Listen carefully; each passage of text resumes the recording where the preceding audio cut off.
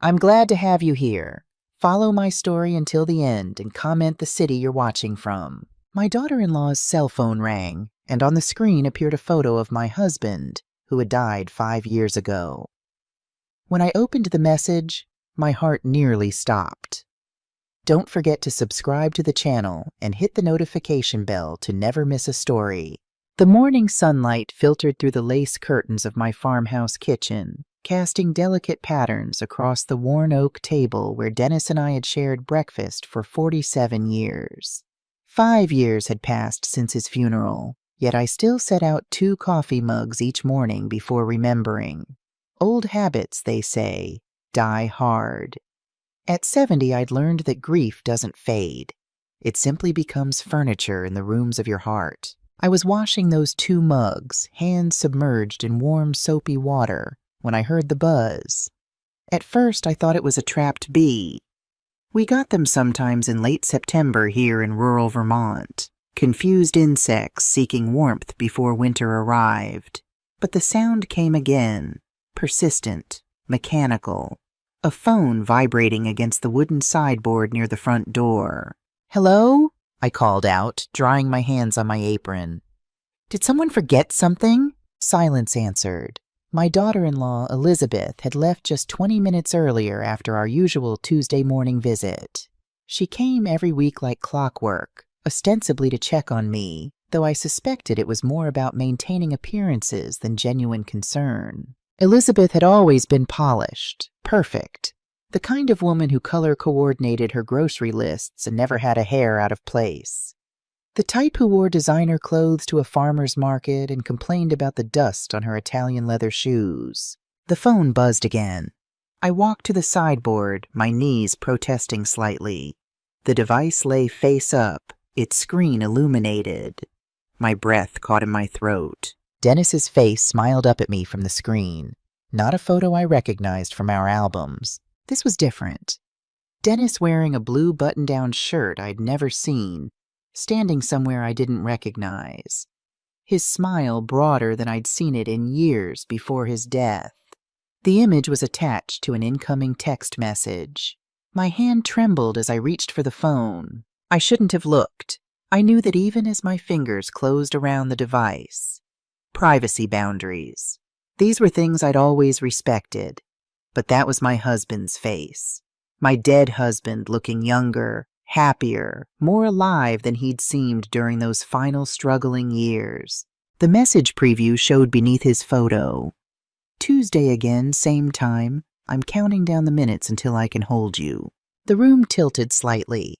I gripped the edge of the sideboard, my other hand still clutching Elizabeth's phone. The words swam before my eyes, refusing to make sense. Tuesday, same time, counting down the minutes. This message wasn't old.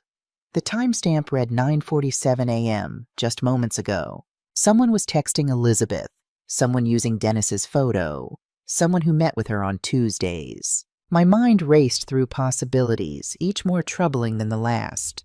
A prank? Some cruel joke? But who would do such a thing? And why use Dennis's image? I should put the phone down. I should call Elizabeth, tell her she'd forgotten it, let her come back for it. Instead, I unlocked the screen. Elizabeth had never been cautious about security. I'd watched her enter her passcode dozens of times. My grandson's birthday, Jason's special day, 4 digits. 0814, August 15th. The phone opened without resistance. I navigated to the messages with shaking fingers. The contact was saved simply as C. Just a letter, nothing more. But the message thread went back months, years perhaps. I scrolled upward, watching dates flash past. "Can't wait to see you tomorrow. Wear that blue dress I love. Thank you for last night. You make me feel alive again. Your husband suspects nothing. We're safe. Your husband. My son, Ryan. Elizabeth's husband of 15 years, father of my grandson. The boy who'd helped Dennis rebuild the barn when he was just 19 years old. I sank into the chair by the door. Dennis's wedding gift to me, a hand-carved oak piece he'd spent 3 months perfecting. The phone felt hot in my hands, burning with secrets I'd never wanted to know. The earlier messages were different. Same place as always. The farm is perfect. She never suspects. Make sure the old woman doesn't see us. She's sharper than she looks. The old woman. Me. They've been meeting here on my farm, right under my nose. I scrolled further, my heart hammering against my ribs. Then I found it. A message that made the world stop. I still have some of his clothes at the cabin. Should I get rid of them, or do you want to keep them as souvenirs? His clothes. Dennis's clothes. The reply from Elizabeth, dated 3 months after Dennis's funeral. Keep them. I like sleeping in his shirts. They smell like him. Like us. Like those afternoons when Kathleen thought he was at his brother's place. The phone slipped from my numb fingers, clattering against the floor. No, this couldn't be real. Dennis and Elizabeth. My husband and my daughter-in-law. It was impossible, obscene. A violation of everything I'd believed about my life, my marriage, my family. But the evidence glowed on that screen. Undeniable. How long? When had it started? Those Tuesday afternoons when Dennis claimed to visit his brother George in Burlington, had he been with Elizabeth instead? And George had died 2 years ago, taking any possibility of verification with him to the grave. I picked up the phone with trembling hands, forcing myself to read more. There were photos, dozens of them, carefully hidden in a separate folder I discovered by accident while searching. Dennis and Elizabeth together. Dennis's arm around her waist. Elizabeth kissing his cheek. My farmhouse visible in the background of several shots. My porch, my garden, my bedroom window. They'd been here together in my home. One photo showed them in my barn. Elizabeth wearing one of Dennis's old flannel shirts, laughing at something beyond the camera's view. The date stamp read July 2020, 5 months before Dennis's heart attack. 5 months before I'd sat beside his hospital bed, holding his hand, whispering that I loved him, that everything would be all right. Had he thought of her in those final moments? Had his last thoughts been of Elizabeth instead of me? A new message appeared, making me jump. Did you forget your phone? Ryan just called my cell asking if I'd seen you. I told him you were probably grocery shopping. Get your phone and call him back before he gets suspicious. See again. The mysterious sender using Dennis's photo. But Dennis was dead. So who was C? My mind worked through the puzzle, even as my heart cracked into smaller and smaller pieces. Someone was continuing Dennis's affair with Elizabeth. Someone who knew about their relationship. Someone who had access to Dennis's photos, his clothes, his secrets. I heard a car in the driveway. Elizabeth's silver SUV returning for her forgotten phone. I had perhaps 30 seconds to decide what to do. Confront her now with nothing but shock and heartbreak as my weapons, or stay silent. Learn more? I chose the latter. Quickly, I took pictures of several key messages and photos using my own phone, which I kept in my apron pocket. Then I erased any trace of my snooping and placed Elizabeth's phone back where I'd found it. Screen down. By the time she knocked on the door, I was back at the sink, up to my elbows in soapy water. Kathleen? Her voice was honey-sweet, practiced. I think I left my phone here. Did you? I called back, not turning around. I haven't seen it, but you're welcome to look. She entered, perfect as always in her tailored pants and cashmere sweater, clothes that cost more than my monthly pension. I could smell her expensive perfume from across the room. I'm so scatterbrained lately, she said with a practiced laugh. Too many charity committees, I suppose. I watched from the corner of my eye as she retrieved her phone, checking it quickly, her expression flickering with relief when she saw the new messages. Found it, she announced brightly. Ryan called. I should head back. Of course. I forced a smile. Give him my love. Will do. Same time next Tuesday? My stomach clenched. I'll be here. After she left, I sat at my kitchen table, staring at the photos I'd taken, tears blurring my vision. Not just for the betrayal, though that cut deep, but for the fool I'd been. For years, perhaps, they had laughed at me. The old woman who never suspected. But who was C, the mysterious person who had stepped into Dennis's shoes? My hands shook as I scrolled through the photos again, looking for clues. And then I saw it, a reflection in a mirror. A man's arm, visible in the edge of a photo where Elizabeth was taking a selfie. On the wrist, a distinctive watch with a navy blue face. I knew that watch. It had been a gift from Dennis to his younger brother Charles on his 40th birthday. Charles C. The realization hit me like a physical blow. Not only had my husband betrayed me with my daughter-in-law, but now his brother, my brother-in-law, had taken his place in the affair. The same Charles who had hugged me at the funeral, who had helped me sort through Dennis's belongings, who had told me to call any time I needed help with the farm.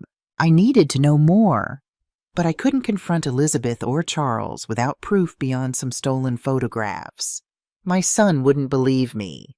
Elizabeth had always made sure that Ryan saw me as slightly confused, slightly forgetful, a burden they nobly bore. I needed an ally, someone who would believe me. The name came to me instantly. Sophia Miller, my oldest friend, retired from 30 years as a detective with the Burlington Police Department.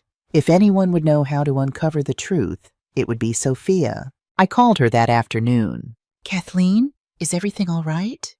Sophia's voice was warm, concerned. We'd been friends since high school, had stood by each other through marriages, children, and now widowhood. She knew me well enough to hear the distress I was trying to hide. "I need your help, Sophia. Something terrible has happened. Can you come to the farm today, if possible?" There must have been something in my voice because she didn't hesitate. "I'll be there in 2 hours." I spent those 2 hours in a daze, moving through the house that suddenly felt like a crime scene. How many times had they been here together? In which rooms? Had they sat at my table, slept in my bed? The betrayal felt physical, like a wound reopening with each new thought. I found myself in Dennis's study, a room I rarely entered anymore. It remained largely as he'd left it. His books on the shelves, his reading glasses on the desk, his favorite throw draped over the leather armchair. But now I looked at it with new eyes. Had he kept mementos of his affair here? Letters? Gifts? I began opening drawers, searching through files, running my fingers along the underside of the desk. Nothing seemed out of place, until I reached the last drawer, the one that had always stuck slightly. Inside was a false bottom, something I'd never known about in all our years of marriage. Beneath it lay a small, leather-bound journal, its pages filled with Dennis's distinctive handwriting. My hands trembled as I opened it. It was dated from 3 years before his death, continuing until just weeks before his fatal heart attack. I steeled myself and began to read. The entries were sporadic but detailed enough to confirm my worst fears. Dennis had begun an affair with Elizabeth shortly after she and Ryan married. What had started as flirtation had evolved into a full-blown relationship conducted right under the noses of their respective spouses. But there was more. Mentions of money, large sums moving between accounts, references to the plan and when it's all over. And most disturbing, entries about his health, complaints of strange symptoms, numbness, dizziness, blurred vision. Symptoms he'd hidden from me but documented here. Could something be wrong with my heart? Or is it something else? He'd written 4 months before his death. The symptoms come after she visits. Am I imagining things? I'm afraid to tell Kay. The final entry chilled me to the bone. I think they're poisoning me slowly. C has always wanted the farm. E has always wanted the money. I've been a fool. I've hurt the only person who truly loved me. If anything happens to me, Kay needs to know the truth. But he never told me. He died with these secrets locked away, perhaps hoping I'd never discover them. The sound of a car in the driveway pulled me from my horrified reading. I quickly replaced the journal, making sure everything looked undisturbed. Sophia arrived with her usual no-nonsense efficiency. a small overnight bag in one hand and a bottle of good bourbon in the other. At 68, she remained sharp as ever, her silver hair cut in a practical bob, her eyes missing nothing. "All right," she said, settling at my kitchen table after I'd made coffee. "Tell me everything." And I did. The phone, the messages, the photos, the journal. She listened without interruption, occasionally making notes in a small pad she produced from her purse. "You think they killed him?" she said when I'd finished. "Not a question. I think they might have," I admitted, the words sounding insane even to my ears. "His symptoms, they match thallium poisoning. I looked it up. It's sometimes called the poisoner's poison because it's hard to detect unless you're specifically looking for it." Sophia nodded slowly. "And Elizabeth has a chemistry background?" "Degree from UVM. She worked in a lab before marrying Ryan." "And Charles, what's his angle?" "Money, probably. And the farm. Dennis inherited it from our parents, not Charles. It's worth millions now with all the surrounding land. Charles always resented that." "Who inherited when Dennis died?" "Everything came to me. Eventually it goes to Ryan and Jason. Charles got a cash bequest. Quite generous, actually, but not the property. So they killed Dennis, but you're still in the way." Sophia's bluntness was oddly comforting. She believed me. And now they're continuing their affair, biding their time until... Until what? Until I die too? The thought sent ice through my veins. "You think I'm in danger?" "I think we need more proof before going to the police. But yes, Kathleen, I think you could be in danger. If they were willing to kill once for this property, they might try again." We talked late into the evening, forming a plan. Sophia would stay with me for a few days, ostensibly as a visiting friend. We'd set up small cameras in key areas of the house and farm. We'd monitor Elizabeth's Tuesday visits. We'd gather evidence, build a case. "What about Ryan?" I asked, my heart breaking for my son. "Should we tell him?" Sophia considered this carefully. "Not yet. We need irrefutable evidence first. Elizabeth has spent years making sure he sees you as, well, as a doddering old woman," I finished bitterly. "She's always undermining me. Kathleen forgot to take her pills again." Kathleen was confused about what day it was. "Maybe we should consider assisted living for your mother." Sophia reached across the table and squeezed my hand. "We'll prove her wrong. We'll prove all of it." That night, as I lay in bed listening to the familiar creaks of my old farmhouse, I felt something I hadn't experienced in years, a spark of righteous anger cutting through the fog of grief.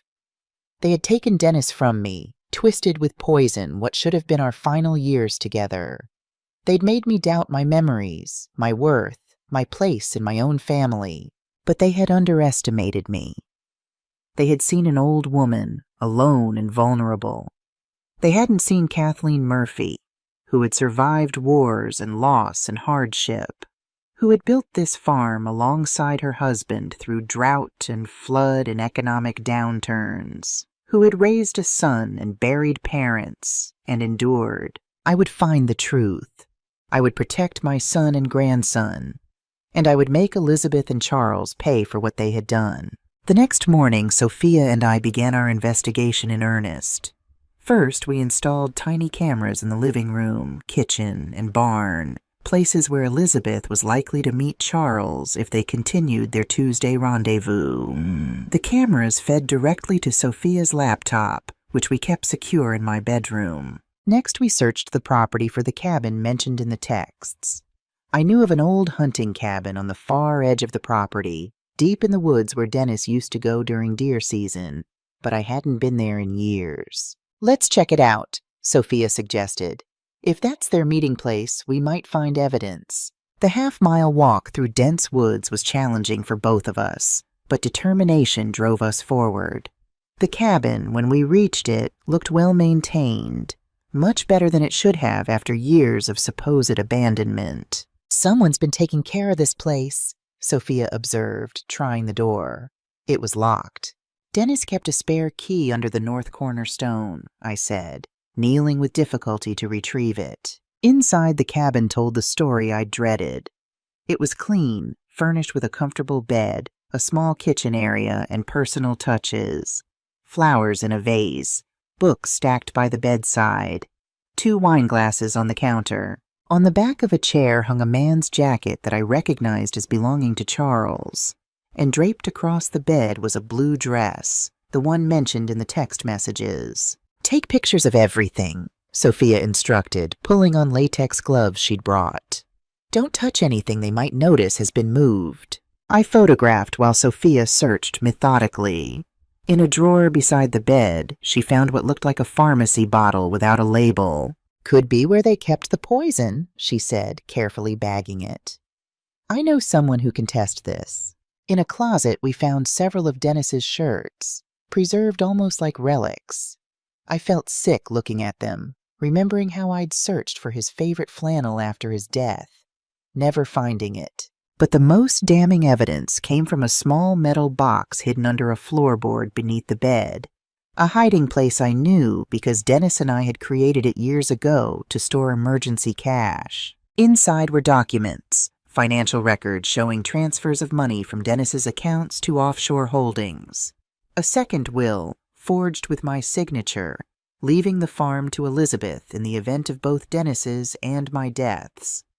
And most disturbing of all, a handwritten plan for what they called Phase 2, a detailed schedule for introducing small amounts of the same poison into my food over the coming months. My hand shook so badly that Sophia had to take the papers from me. "This is it," she said grimly. "This is more than enough to go to the police." "Will they believe us?" I asked. 2 old women with a story about poisoning and conspiracy? With this evidence, they'll have to investigate. She placed everything carefully into evidence bags she'd brought. Once a detective, always a detective. But we should gather more proof about their current relationship, too. We need to catch them together. When we returned to the farmhouse, exhausted but determined, we found a message on my answering machine from Ryan. "Hey, Mom, just checking in. Elizabeth mentioned you seemed a little confused this morning. Don't forget to take your blood pressure medication, okay? Maybe I should come by this weekend to organize your pill box again." I felt the familiar flare of indignation. I'd never been confused about my medication. It was another of Elizabeth's subtle, undermining tactics. "See," I said to Sophia, "this is what I'm up against. If I tell Ryan what we found, he'll think I'm having delusions." "Then we need to make our case airtight," Sophia replied. "And we need to protect you in the meantime." That evening, we went through all my food and medications, discarding anything that might have been tampered with. Sophia insisted I eat or drink nothing that hadn't been newly purchased or prepared by her own hands. We took samples of my regular tea, coffee, and vitamins to be tested. We also made copies of all our evidence, storing one set in Sophia's safety deposit box in town and encrypting digital copies on her secure cloud storage. "Now we wait," Sophia said. "Tuesday is 4 days away. If they stick to their pattern, we'll catch them together." Those 4 days were among the most stressful of my life. Every sound made me jump. Every call from Ryan or Elizabeth made my heart race. I found myself checking and rechecking the cameras, watching the footage obsessively for any sign of intrusion. On Sunday, Ryan came by as promised.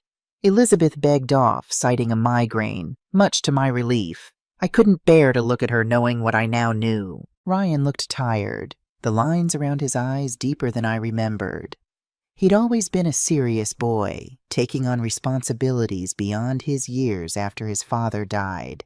Now, at 43, he had the worn look of a man carrying too many burdens. "How are you really doing, Mom?" he asked as we sat on the porch swing, looking out over the fields where the corn was nearly ready for harvest. "I'm fine, Ryan. Better than fine with Sophia visiting." "Good, good." He seemed distracted. "Elizabeth worries about you out here all alone."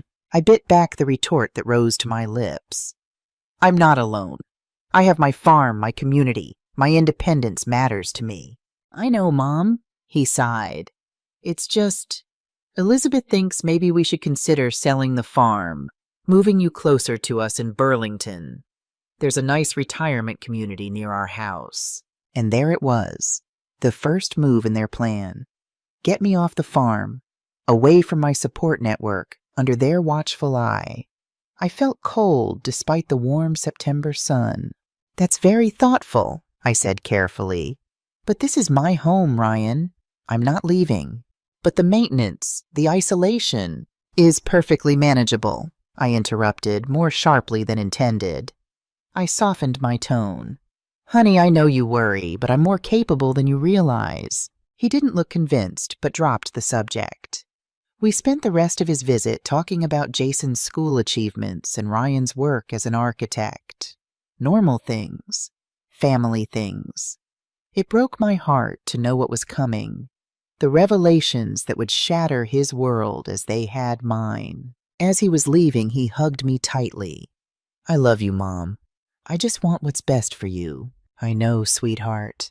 I held him close, breathing in the scent of him. Still my little boy beneath the cologne and responsibility. I love you too, more than you know. After he drove away, I found Sophia watching me from the doorway. He has no idea, she said softly. None. I wiped away a stray tear. How do you tell your child that his wife is a monster? With evidence, Sophia replied, with indisputable proof. Tuesday dawned clear and cool. Elizabeth would arrive at 9:30 a.m. as she always did, ostensibly to help me with household chores and shopping. We prepared carefully, making sure all cameras were functioning, our phones charged, ready to record any incriminating conversations. Remember, Sophia cautioned, act normal. Don't give anything away. Let her think you're the same oblivious old woman she's been manipulating. I know how to play a role, I said grimly. I've been doing it for years. At 9:25, Sophia retreated to my bedroom with her laptop, ready to monitor the camera feeds.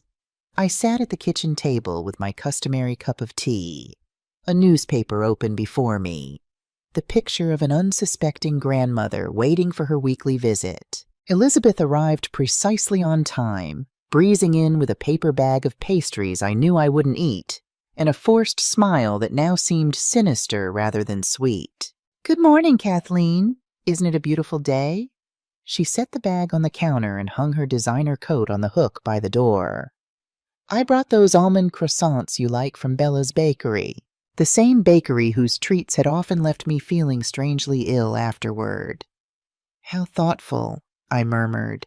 She moved around my kitchen with practiced familiarity, making coffee, chatting about neighborhood gossip, committee meetings, Jason's soccer games. I nodded and smiled in all the right places while watching her hands carefully. Did she slip something into my mug when she thought I wasn't looking? I couldn't be sure. I'm not very hungry this morning, I said when she placed a croissant before me. I'll save it for later. A flicker of annoyance crossed her face, quickly masked.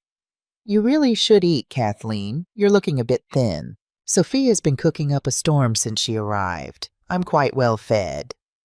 I sipped water from a bottle I'd opened myself, instead of the coffee she'd prepared. Oh yes, your friend's still here? Elizabeth's tone was light, but I caught the tension in her shoulders. How much longer is she staying? Indefinitely, I replied with a smile. It's wonderful having company. Another flash of irritation. Well, that's nice. Though I worry about you overtaxing yourself with a house guest at your age. At my age. As if 70 were ancient. As if I hadn't been managing this 200-acre farm largely alone for 5 years. Sophia's hardly a demanding guest, I said mildly. In fact, we're considering making the arrangement permanent. 2 widows keeping each other company. This clearly wasn't part of her plan. Elizabeth busied herself wiping down an already clean counter. That seems hasty. Have you discussed this with Ryan? I don't need my son's permission for house guests, Elizabeth. I let a hint of steel enter my voice. She turned, studying me with new attention. No, of course not. I just meant... The sound of a car coming up the drive interrupted her. Through the window, I saw a familiar blue pickup truck. Charles. Elizabeth froze, panic flashing across her perfect features. I wasn't expecting anyone. Neither was I lied smoothly. Perhaps it's a delivery. But Charles was already letting himself in the back door, something he'd apparently done often enough to feel entitled to do. He stopped short when he saw me sitting at the table. "Kathleen, I was just dropping by to check on that fence in the north pasture. Ryan mentioned it needed fixing." Ryan had mentioned no such thing, and Charles knew it. I could see the calculation in his eyes as he glanced between Elizabeth and me, trying to assess the situation. "How thoughtful," I said, using the same bland tone I'd perfected over years of being underestimated. "Elizabeth and I were just having coffee.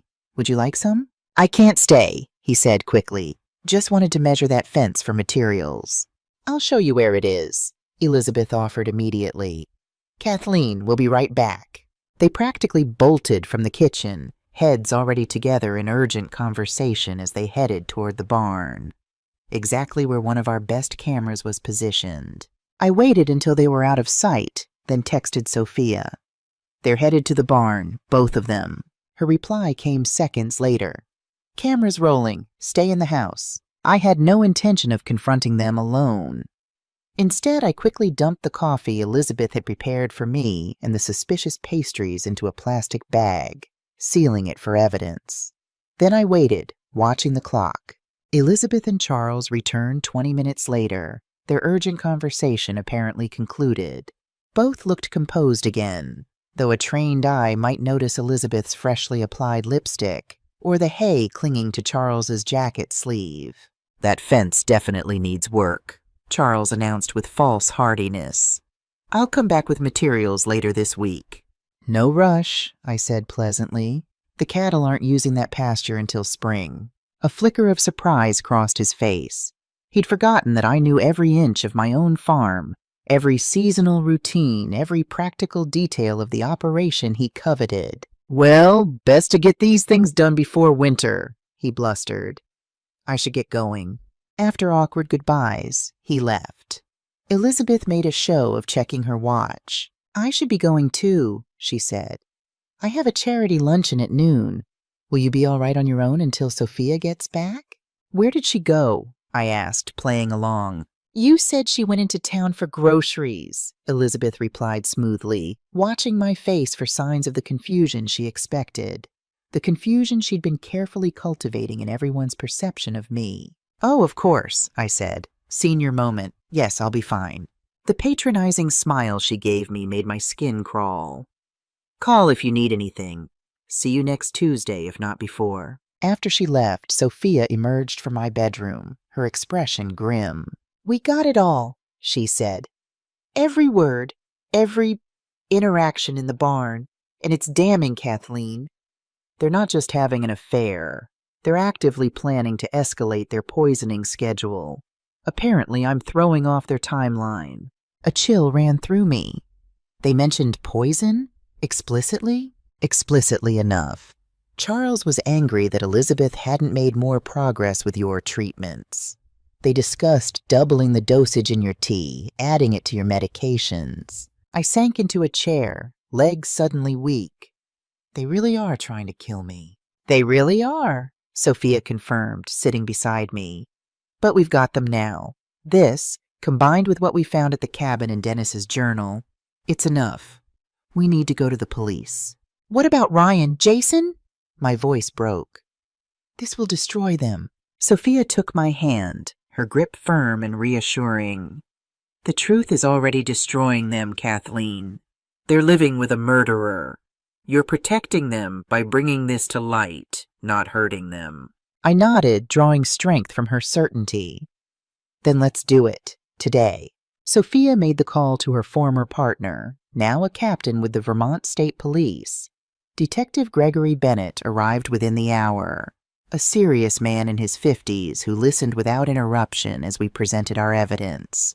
The photos from Elizabeth's phone, Dennis's journal, the items from the cabin, and finally, the damning video of Elizabeth and Charles discussing their plans for me. "This is substantial," he said when we finished. His professional demeanor couldn't quite hide his shock. "We'll need to move quickly. Mrs. Murphy, I'd like to place you in protective custody while we build this case." "No," I said firmly. "I'm staying at my farm. But I understand the danger. That's why Sophia's here." Detective Bennett looked like he wanted to argue, but thought better of it. "Then we'll post an officer nearby, discreetly." "What happens now?" I asked. "Now we gather more evidence. We'll need to exhume your husband's body, test for the poison they mentioned. We'll execute a search warrant on the cabin, their homes, their personal devices. Build an airtight case." He stood, tucking his notebook away. "In the meantime, take precautions. Don't eat or drink anything they might have access to. Don't confront them. Let them think they're still in control." After he left, Sophia and I sat in silence for a long moment, the weight of what we'd set in motion settling around us. "Are you all right?" she asked finally. "No," I admitted, "but I will be when justice is done." What I didn't say, what I couldn't bring myself to say aloud, was that justice would devastate my son. My sweet Ryan, who thought he had a loving wife, would soon learn that she was not only unfaithful, but a cold-blooded murderer who had killed his father and planned to kill his mother. How did one recover from such a betrayal? And Jason, my innocent grandson who adored his mother, how would he understand any of this? That night I took out the photo albums I kept in the living room bookcase. Pictures of Ryan growing up, Dennis teaching him to fish, his high school graduation, his wedding to Elizabeth, both of them beaming, me and Dennis proud beside them, Charles visible in the background with a champagne glass raised. Had it already started by then? Had Elizabeth married my son while carrying on with my husband? The thought made me physically ill. I turned the pages, finding photos of Jason as a baby, as a toddler, as the gangly 10-year-old he was now. His face so like Ryan's at that age, so like Dennis's in some expressions. My family, my heart. "We'll get through this," I whispered to their smiling images. "Somehow, we'll get through this." But as I closed the album, I couldn't ignore the hard truth. Nothing would ever be the same again. The next morning, I woke to the sound of rain tapping against my bedroom window. For a moment, in that hazy space between sleep and wakefulness, everything was normal. Then reality crashed back. The betrayals, the poisoning, the investigation now underway. I turned to find Sophia already awake in the twin bed we'd moved into my room for safety. Neither of us wanted to be alone with killers on the loose. "Morning," she said, her voice gravelly with sleep. "You managed a few hours. That's something. Did you sleep at all?" I asked, noting the dark circles under her eyes. "Enough." She swung her legs over the side of the bed with a groan. "Never thought I'd be back on an active investigation at my age." "Never thought I'd be the target of a murder plot at mine," I replied dryly. This was how we'd managed the unimaginable, with gallows humor and practicality. There was no room for hysteria or collapse, not if we wanted to survive. Detective Bennett called while we were having breakfast, toast and eggs that Sophia had prepared using ingredients she'd purchased herself. "We've secured the exhumation order for your husband's remains," he informed me. "The process will begin tomorrow. We're prioritizing toxicology." "How long until we have results?" I asked, my stomach churning at the thought of Dennis's body being disturbed after 5 years of rest. "Expedited testing could take a week, maybe less. We're focusing specifically on thallium and other heavy metal poisons based on the evidence you provided." After hanging up, I stared out the window at my rain-soaked farm. In the distance, I could see the old maple tree where Dennis had hung a swing for Ryan as a boy, where years later he'd done the same for Jason. "What am I going to tell my son?" I whispered. Sophia sighed heavily. "The truth eventually, but not yet. Bennett's right. We need absolute certainty first." Our plan for the day was to review the footage from yesterday's barn encounter between Elizabeth and Charles, documenting every incriminating statement for the investigation. But fate had other plans. My phone rang at 10:17 a.m., Ryan's number. "Mom?" His voice was tight with worry. "Is everything all right out there?" My heart raced. "Of course, honey. Why wouldn't it be? There's a police car parked at the end of your lane. Elizabeth drove by this morning and noticed it." Of course she had. Nothing escaped her notice. especially not something threatening her plans. Oh, that, I said, thinking quickly. There have been some break-ins at farms in the area. The sheriff's department is increasing patrols. A half-truth. Detective Bennett had stationed an officer nearby for my protection, disguised exactly as I described. Why didn't you tell me? Ryan sounded hurt. If there's a security concern, it's nothing to worry about, just a precaution. How's Jason? I deliberately changed the subject. He's fine. Got an A on his science project. Ryan paused. Mom, Elizabeth thinks maybe we should come stay with you for a few days, just to be safe. Ice flooded my veins. They were adapting their strategy, using the police presence as an excuse to get closer, to monitor our investigation. That's sweet but unnecessary, I said, keeping my voice light. Besides, Sophia's here. We're having a wonderful girls' reunion. Elizabeth mentioned that. She's a bit concerned about your friend's extended stay. Says you seem different since she arrived. I could just imagine what Elizabeth had said. That I seemed confused, paranoid. That perhaps my mental state was deteriorating. Different how? I challenged, unable to keep the edge from my voice. I don't know. More secretive? Less yourself? Ryan sounded uncomfortable. Look, Mom, Elizabeth cares about you. We both do. The irony was almost unbearable. I know, sweetheart. Tell Elizabeth I appreciate her concern, but I'm perfectly fine. Better than I've been in years, actually. After we hung up, I relayed the conversation to Sophia. They're suspicious, she said grimly. We need to accelerate our timeline.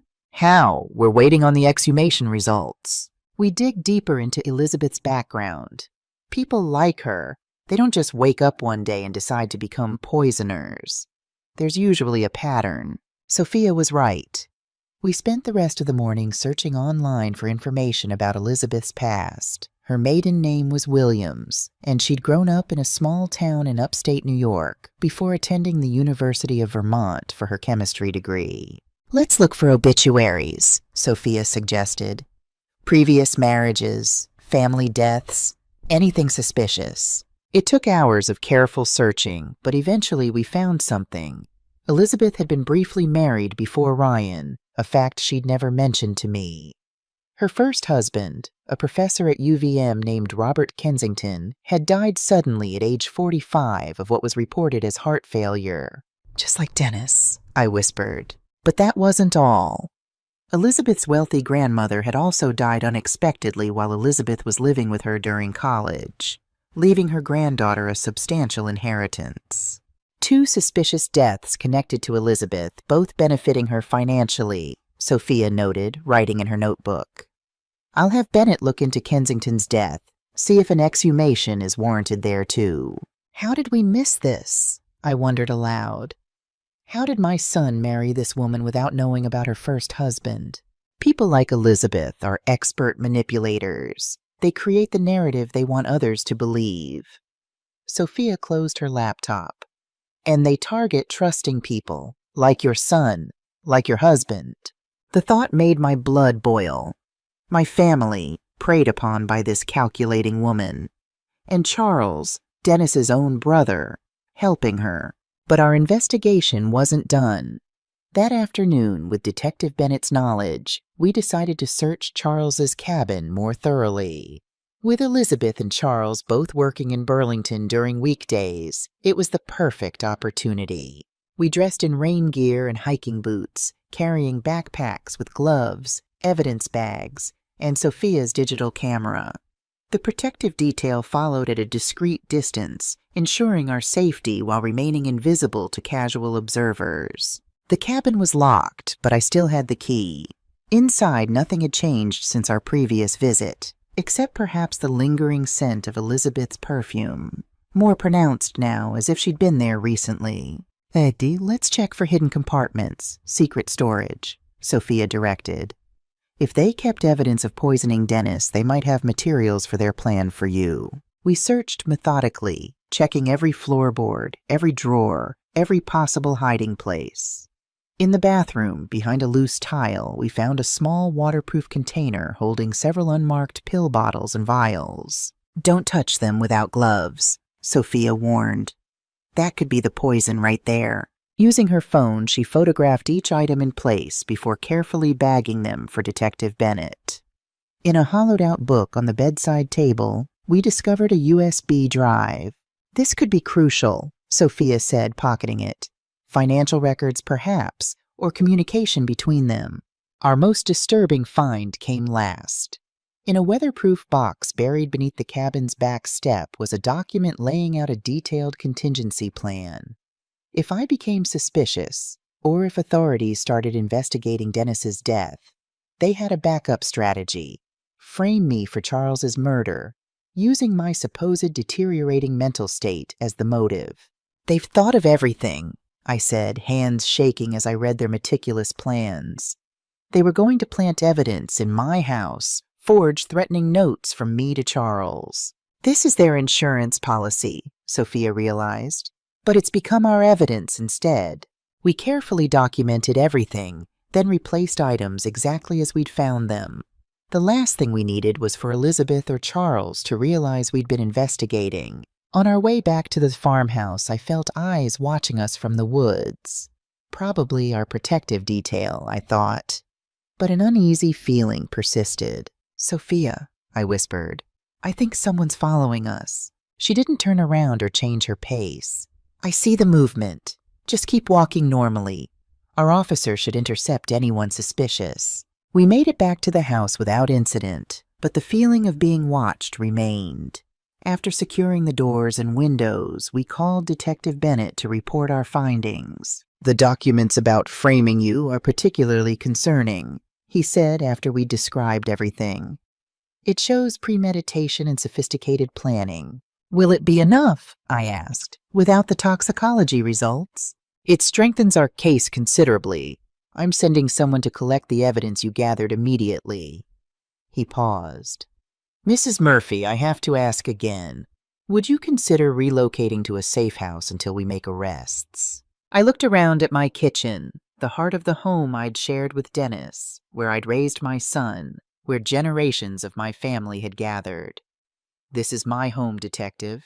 I won't be driven from it by fear. After hanging up, Sophia gave me a long look. You're either the bravest woman I know or the most stubborn. Probably both, I admitted with a weak smile. That night, we reviewed the footage from the hidden cameras again, focusing on Elizabeth and Charles's conversation in the barn. With headphones and enhanced audio, we could now make out most of what they'd said. She's not declining as quickly as we planned, Elizabeth had hissed, pacing between hay bales. That friend of hers is throwing everything off. Calm down, Charles had replied, catching her arm. We'll adapt. We always do. You don't understand. I found something in her kitchen yesterday. Dennis's old journal. It wasn't there before. My blood froze. I hadn't returned the journal to its hiding place. I'd forgotten, and now they knew. What was in it? Charles had demanded. I couldn't read it all. She came back too quickly. But he was documenting his symptoms. Charles, he suspected something. It doesn't matter now. He's dead, and no one's questioned it for 5 years.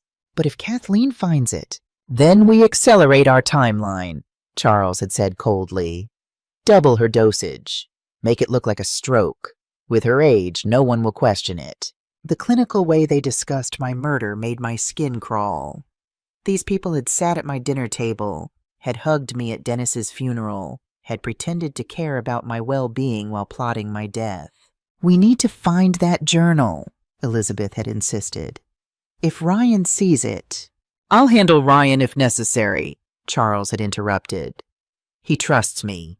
I'll convince him his mother's becoming paranoid, imagining things. You've already laid that groundwork, haven't you? Elizabeth had nodded, a smug smile crossing her face. For years. Everyone thinks she's a sweet old lady losing her grip. No one will believe her over us. The conversation had continued, detailing their plans to search my house for the journal when I wasn't home, to increase the poison in my regular tea, to stage an accident if all else failed. By the time we finished reviewing the footage, I felt physically ill.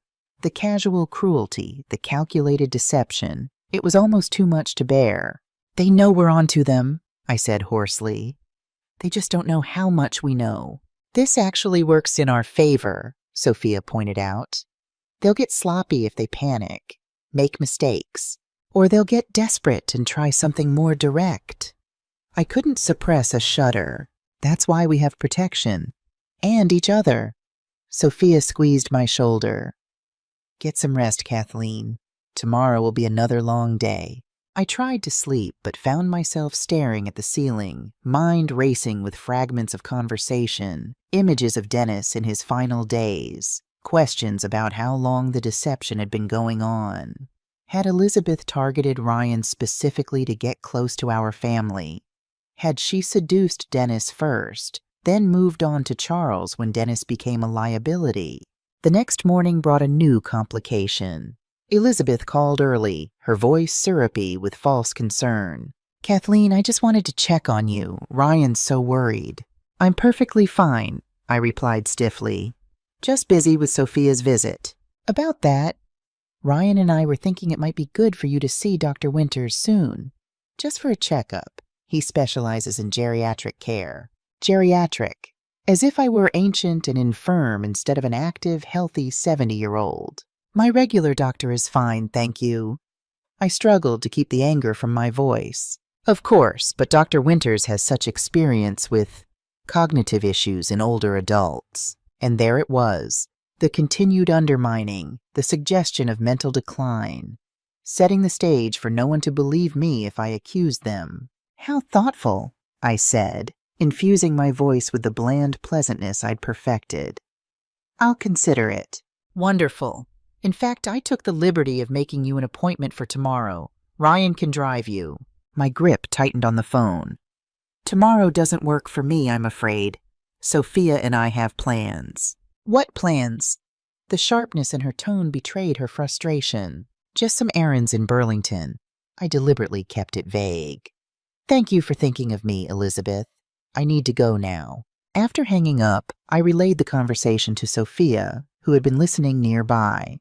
They're escalating, she said grimly. This doctor is probably someone they've manipulated or bribed to declare you incompetent. We need to warn Bennett, I agreed, reaching for my phone. Before I could dial, however, there was a knock at the front door. Through the peephole, I saw Ryan standing on my porch, alone and looking troubled. My heart sank. I wasn't ready for this confrontation, not without the toxicology results, not without irrefutable proof. It's Ryan, I whispered to Sophia. What do I do? Let him in. Act normal. Don't reveal what we know. She quickly gathered our notes and evidence, tucking them into a drawer. I'll be right here. Taking a deep breath, I opened the door. Ryan, what a surprise. Is everything okay? My son looked exhausted, the kind of bone-deep weariness that comes from prolonged stress. Can I come in, Mom? We need to talk. Of course. I stepped back, letting him enter the farmhouse he'd grown up in. You remember Sophia, don't you? Ryan nodded to Sophia, who had positioned herself casually in the living room armchair, a book open on her lap as if she'd been reading peacefully. Would you like some coffee? I offered, falling back on the rituals of hospitality to mask my anxiety. No thanks. Ryan paced the length of the living room, a habit he'd had since childhood when something bothered him. Mom, I'm worried about you. Here it came. Elizabeth's influence, the suggestion of my declining faculties. I braced myself. There's no need to worry. I'm fine. I kept my voice steady, reassuring. Are you? He stopped pacing, fixing me with a direct gaze so like his father's that my heart ached. Because something feels off. These sudden security concerns. Your friend moving in indefinitely. Elizabeth says you've been acting strangely, forgetting things, seeming suspicious of her. I chose my words carefully. Ryan, I know you love your wife, but has it occurred to you that perhaps she doesn't have the most accurate perception of me? He frowned. What's that supposed to mean? Just that Elizabeth and I have different perspectives on things. Like what things? There was an edge to his voice now. I desperately wanted to tell him everything about the affair, the poisoning, the plot against me. But without the toxicology results, without absolute proof, I risked losing him forever. Ryan, I said gently, I'm your mother. I've always wanted what's best for you, always supported your choices. But I need you to consider something carefully. Has Elizabeth ever given you reason to question her truthfulness? About anything? His expression darkened. Did Sophia put these ideas in your head? Because Elizabeth warned me this might happen. Said you've been increasingly paranoid since your friend arrived. Of course she had. Elizabeth had been carefully constructing this narrative for years. Sophia spoke up, her tone measured. Ryan, I've known your mother since before you were born. Do you really think I'd encourage paranoia or delusion in my oldest friend? Ryan ran a hand through his hair, a gesture so reminiscent of Dennis that it made my chest ache. I don't know what to think anymore. Mom seems different. Elizabeth is worried sick about her. There's a police car stationed near the property for mysterious break-ins I can't find any record of when I check with local authorities. So he'd been checking up on my story. Elizabeth's influence again, planting seeds of doubt. Your mother is different, Sophia agreed calmly. She's grieving, Ryan. The 5th anniversary of Dennis's death just passed. It's brought up a lot of emotions, memories, a simple explanation, close enough to the truth to be believable. Ryan's posture relaxed slightly. Is that it, Mom? Is that what's going on? I seized the opportunity Sophia had created. Yes, that's a big part of it. Having Sophia here helps. Someone who knew your father, who remembers our life together. It wasn't a complete lie. Dennis's death, or rather murder, was indeed at the center of everything. Ryan nodded slowly. I wish you'd just told me. I understand grief, Mom. I miss Dad, too. The irony of his statement made my throat tighten. He had no idea how much reason he truly had to grieve his father. I'm sorry, sweetheart. I didn't want to burden you. I reached for his hand. You have enough on your plate with work and Jason. He squeezed my fingers. You're never a burden. I just want to make sure you're okay. He hesitated. Elizabeth thought maybe you should see someone. A doctor who specializes in grief counseling. Not cognitive issues, as Elizabeth had suggested to me directly. She was telling Ryan one thing and me another. A classic manipulation tactic. I'll think about it, I promised, knowing I had no intention of seeing any doctor Elizabeth recommended. But really, I'm doing much better with Sophia here. Ryan stayed for lunch. A simple meal of sandwiches that Sophia prepared while he and I talked. He seemed satisfied with our explanation, or at least willing to accept it for now. As he was leaving, he hugged me tightly. I love you, Mom. Call me anytime, day or night, if you need anything. I love you, too. I held him a moment longer than usual, wondering if this might be our last normal interaction before the truth exploded our lives. After Ryan's car disappeared down the driveway, Sophia turned to me. You did well. He's suspicious, but not of the right things. Yet, I added grimly. What now? Now we wait for the toxicology results. Sophia checked her watch. Bennett said the exhumation was happening today. With expedited testing, we could have preliminary results in 3-4 days. But we didn't have to wait that long for the next development. That evening, as darkness settled over the farm, my phone rang. Detective Bennett's number. Mrs. Murphy, he said, his voice tense. We've had a development. Officers executing a search warrant at Charles Murphy's residence discovered something concerning. He appears to have fled. Ice flooded my veins. What do you mean, fled? His house is partially packed up. Neighbors reported seeing him loading suitcases into his car this afternoon. His passport is missing from where he normally keeps it, according to his housekeeper. Elizabeth? I asked, dreading the answer. Still at your son's house, as far as we know. We have her under surveillance. Bennett paused. This changes things, Mrs. Murphy. Charles running suggests he knows we're investigating. It makes him more dangerous, more desperate. What should we do? I'm sending additional officers to your location immediately. In the meantime, secure all doors and windows. Don't answer for anyone except law enforcement. His tone left no room for argument. "This is no longer a precaution, Mrs. Murphy. It's a necessity." After hanging up, I relayed the news to Sophia, who immediately began checking the house's security. "We'll take shifts sleeping tonight," she decided. "One awake at all times." As we secured the farmhouse, a new text arrived on my phone from an unknown number. "You think you're clever, old woman. You have no idea what's coming." I showed Sophia, my hand trembling slightly. "That's Charles," she said grimly. "He's trying to intimidate you." "It's working," I admitted, jumping at a sudden sound outside. Just the wind rattling a loose shutter. Sophia's expression softened. "You've faced worse than an angry man with wounded pride, Kathleen. We both have.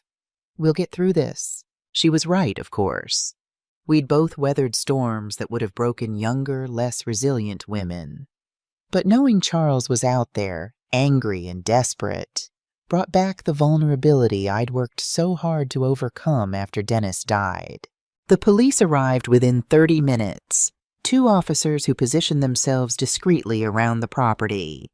Their presence was reassuring, but I still felt exposed in my own home, watching shadows move across the walls as night deepened. "Try to rest," Sophia urged, setting up with her laptop at the kitchen table where she could monitor both the front and back entrances. "I'll wake you in 4 hours for your shift." I doubted I'd sleep, but I went to my bedroom anyway, leaving the door cracked so I could hear any disturbance. As I lay in the darkness, memories of Dennis flooded back. Not the sick, diminished man of his final months, but the vibrant farmer I'd married, the devoted father who taught Ryan to fish in our pond, the husband who danced with me in our kitchen on our 40th anniversary. Had he truly betrayed me with Elizabeth? Or had she manipulated and poisoned him from the beginning? Perhaps I'd never know the full truth, but I knew enough to seek justice for him, for myself, and for Ryan and Jason. A soft tapping sound pulled me from my thoughts. I sat up, listening intently. It came again, not from the windows or doors, but from above. The attic. Heart racing, I slipped from bed and moved silently to my bedroom door. "Sophia," I whispered urgently. She appeared in the hallway immediately, eyes alert. "What is it?" "There's someone in the attic." I pointed upward as the sound came again. A definite footstep on the old wooden boards. Sophia pulled a small handgun from her pocket, a relic from her police days that I hadn't known she was carrying. "Call the officers outside," she mouthed, pressing her cell phone into my hand. I dialed with shaking fingers while Sophia positioned herself beneath the attic access panel in the hallway ceiling. The officer answered on the first ring. "Someone's in the attic," I whispered. "We can hear footsteps." "Stay put," he ordered. "We're coming in." The minutes that followed were among the most terrifying of my life. Sophia standing guard with her small pistol. The sound of officers entering through the front door. The creak of the attic stairs as someone descended. Then a crash. A shout. The thunder of footsteps as someone bolted down the main staircase. A figure darted past the hallway entrance. A man in dark clothing. The officers in pursuit, yelling commands to stop. Another crash from downstairs, the sound of breaking glass. Then silence, followed by the crackling of police radios. "Stay here," Sophia ordered, moving cautiously toward the stairs. But I couldn't bear the uncertainty. I followed at a distance, peering down into my once peaceful living room, now in disarray.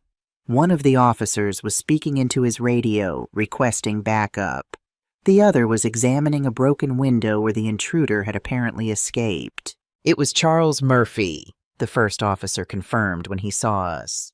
"We got a good look at him before he fled into the woods." "Did he take anything?" I asked, surveying the mess. "That's what we need to determine, ma'am. Can you check if anything's missing or out of place?" A cursory inspection revealed nothing obviously stolen, but when I reached my study, Dennis's old office, I felt a chill.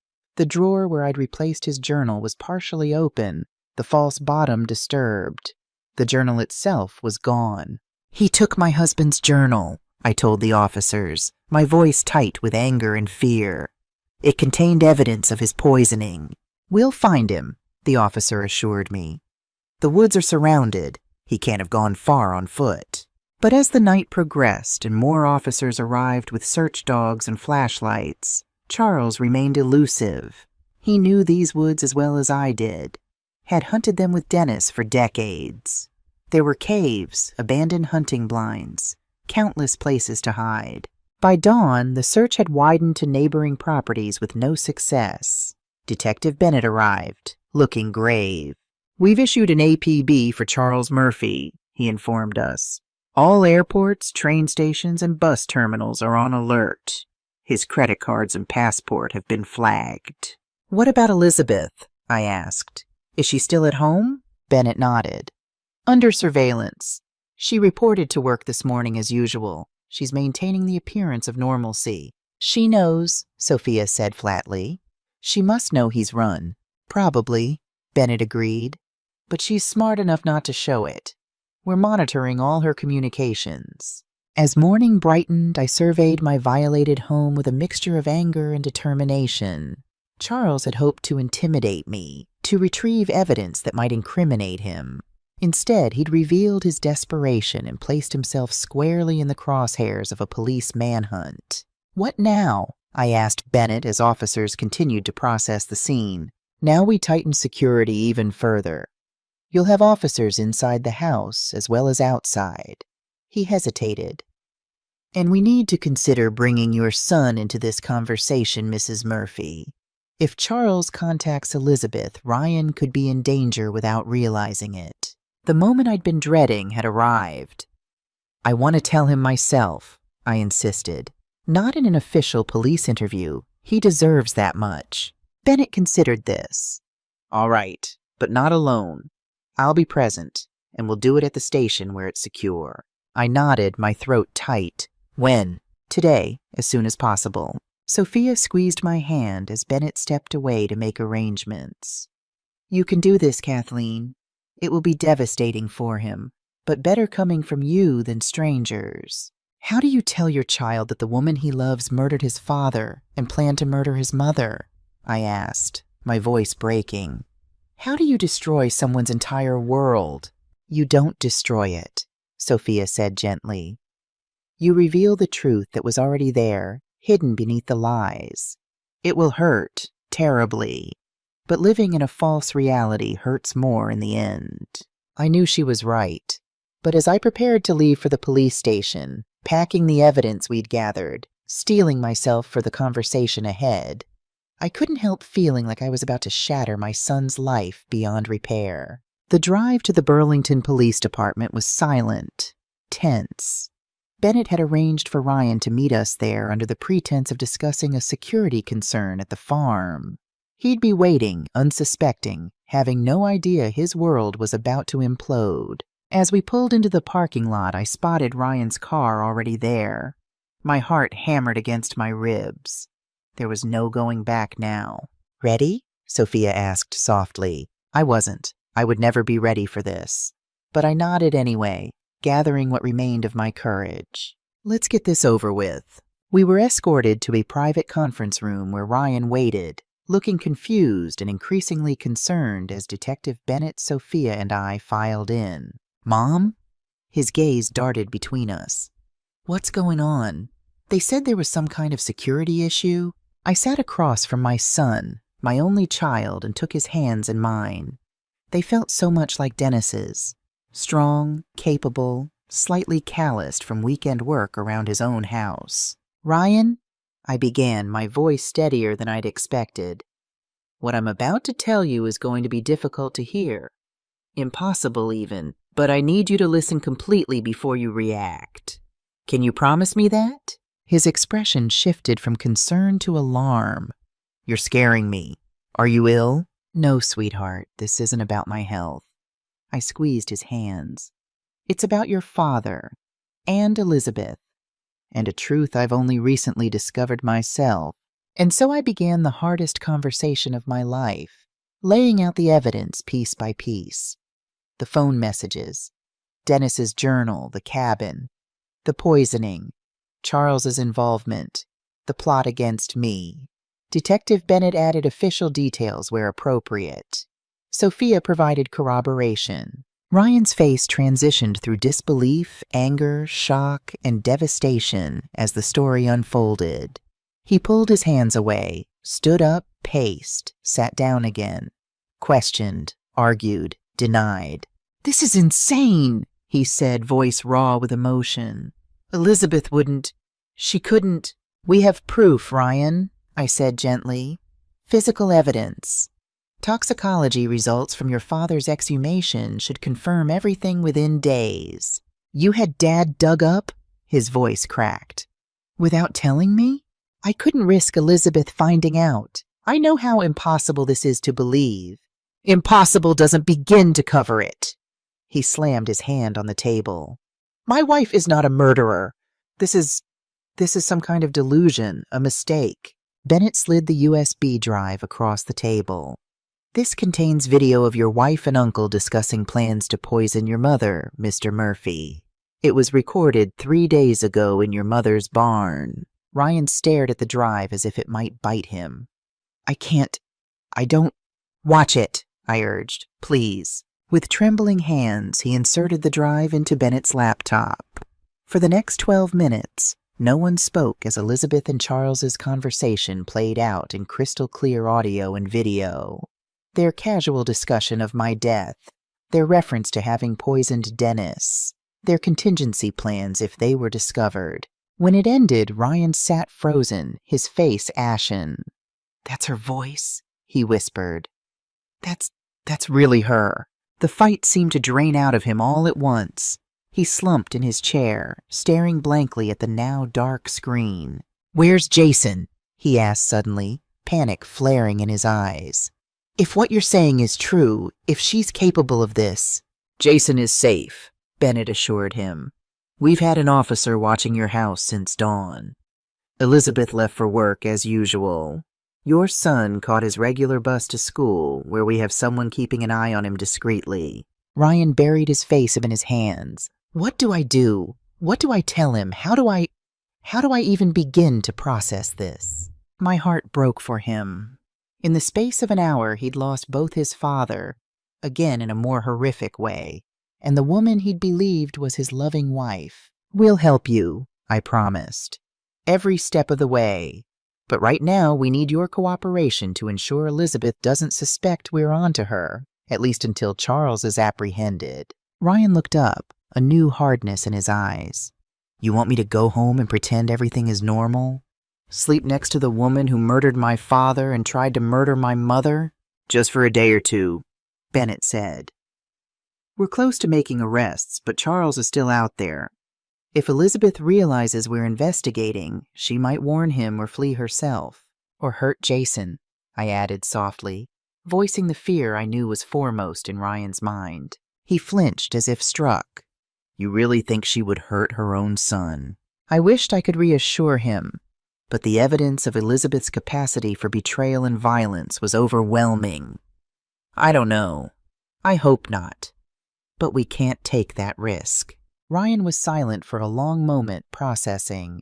When he finally looked up, his eyes held a determination I recognized. The same resolve I'd found within myself when I'd discovered the truth. "What do you need me to do?" "Act normal," Bennett instructed. "Go home tonight. Don't confront Elizabeth. Don't give any indication that you know. We'll arrange for Jason to be removed safely from the situation tomorrow morning. Perhaps a surprise trip to visit a friend. Once he's secure, we'll move in to arrest Elizabeth." Ryan nodded mechanically.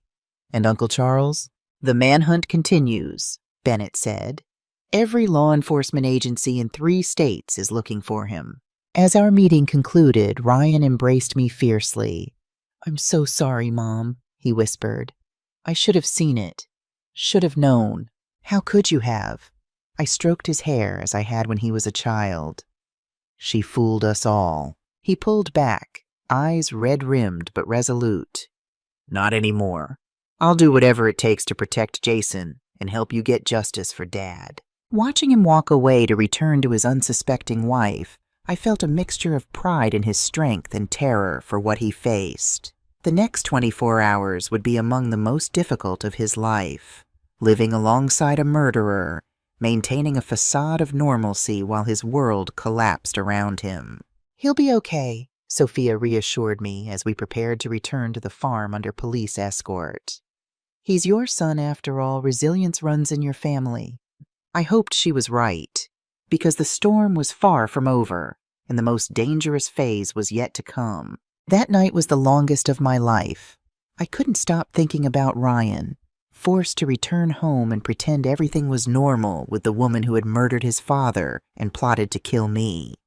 Every time my phone rang, my heart leapt into my throat, fearing the worst, that Elizabeth had somehow sensed his knowledge, that something had gone terribly wrong. The police presence at the farm had doubled after Charles's break-in. 2 officers remained inside the house with Sophia and me, while others patrolled the perimeter. Despite their reassurances, I couldn't shake the feeling that Charles was still out there in the darkness, watching, waiting. "Try to sleep," Sophia urged around midnight. "Tomorrow will be challenging enough without exhaustion." But sleep wouldn't come. I lay awake, staring at the ceiling, memories washing over me like waves. Dennis and I dancing at our wedding, Ryan taking his first steps across this very bedroom, family Christmases and Thanksgivings, the ordinary, beautiful moments that had made up our life together. All of it tainted now by betrayal and murder. My phone buzzed at 2:17 a.m., a text from Ryan. "She's asleep. I checked on Jason. Everything's quiet. Stay safe, Mom." Those few words brought tears to my eyes.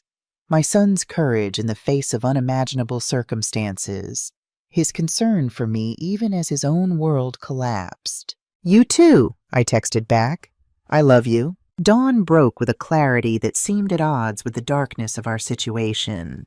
The autumn sky was a perfect blue, the maple trees around the farm blazing with red and gold. Nature carried on, oblivious to human tragedy. Detective Bennett called at 7:30 a.m. with the day's plan. "We'll have an officer pose as a school administrator, calling about a special field trip that Jason was selected for. Ryan will drive him to the meeting point, which will actually be a secure location where we have officers waiting." "And then?" I asked, my mouth dry. "Once Jason is safe, we'll move in to arrest Elizabeth at her workplace. Simultaneously, we'll execute additional search warrants on her office, vehicles, and your son's home." "Any sign of Charles?" Bennett hesitated. "Nothing concrete, but there was a suspicious withdrawal from his bank account yesterday. A large sum in cash. He's preparing to run." After we hung up, Sophia and I sat at the kitchen table, picking at the breakfast neither of us had the appetite to eat. "What happens after?" I asked quietly. "After they're arrested, after the case is built, how does my family recover from this?" Sophia reached across the table, her weathered hand covering mine. "One day at a time, Kathleen. The human spirit has an astonishing capacity for healing, even from the deepest wounds. Ryan and Jason will never be the same." "No," she agreed. "But different doesn't have to mean broken. They'll find a new normal with your help." The hours crawled by, each minute stretching into what felt like hours. Bennett called again at 10:45 a.m. "Jason is secure," he reported. "Ryan got him safely to the meeting point. The boy thinks he's on a special science program field trip. We have a child psychologist with him who will help explain the situation once Elizabeth is in custody." Relief flooded through me, followed immediately by a new wave of anxiety. "And Elizabeth?" "We're moving in now. I'll update you shortly." The wait that followed was excruciating. I paced the kitchen, unable to sit still, jumping at every sound. Sophia remained outwardly calm, but I could see the tension in her shoulders, the way her eyes darted to her phone every few seconds. When Bennett finally called back, his voice was grim. "She's gone," he said without preamble. "Elizabeth never arrived at work this morning. Her office said she called in sick. When our officers went to your son's house, there was no sign of her. Her passport and suitcase are missing." My blood ran cold. She knew. Somehow she knew we were coming. "It appears so. We're reviewing surveillance footage, checking her phone records.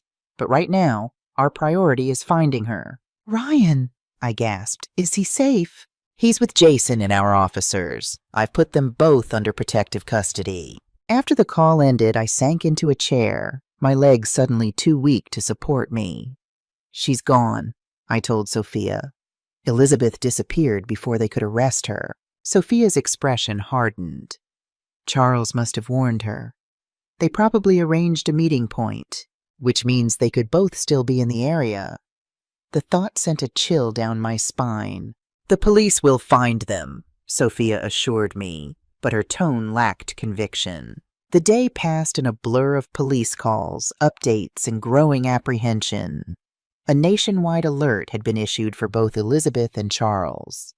Their photos were being distributed to airports, border crossings, and transportation hubs. Bank accounts were frozen, credit cards flagged. Around 4 p.m., Ryan called. Mom? His voice was strained, exhausted.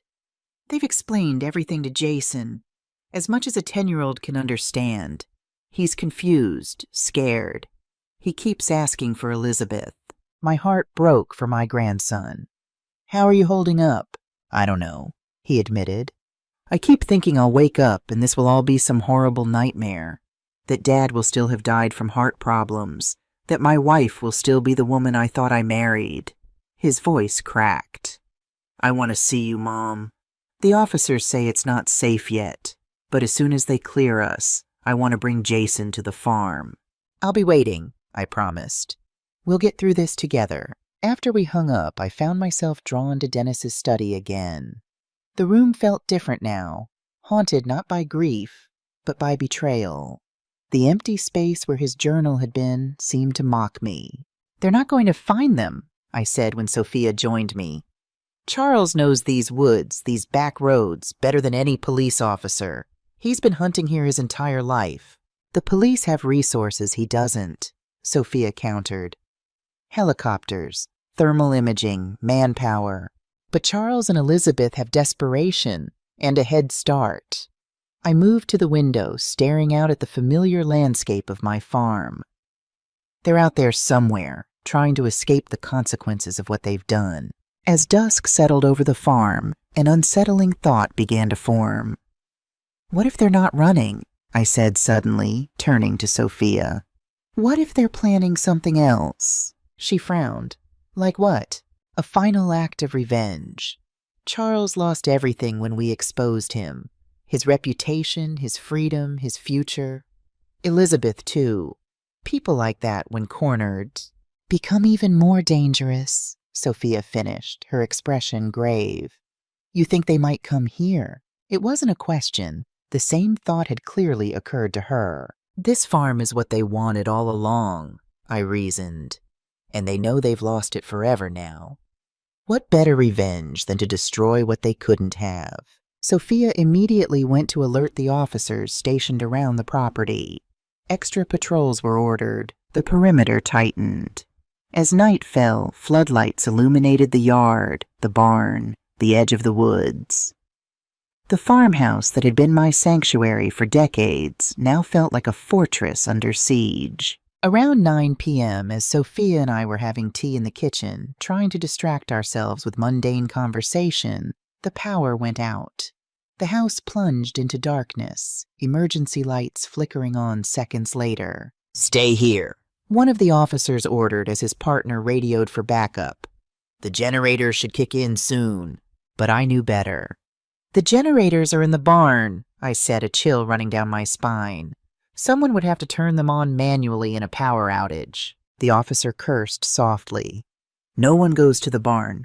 We'll manage with emergency lighting until backup arrives. Minutes stretched into an hour. No backup, no communication from the officers outside. Just silence, broken occasionally by the wind and the creaking of the old house. Something's wrong, Sophia whispered, her hand moving to her small pistol. The others should have checked in by now. The officer tried his radio again. Static. He moved to the window, peering out cautiously. I can't see the patrol car that was parked by the drive. A terrible suspicion formed in my mind. Check the landline, I suggested, already knowing what they'd find. The officer lifted the receiver. Dead. Cell phones? Sophia asked, already checking hers. No signal, the second officer confirmed. We were cut off. Isolated.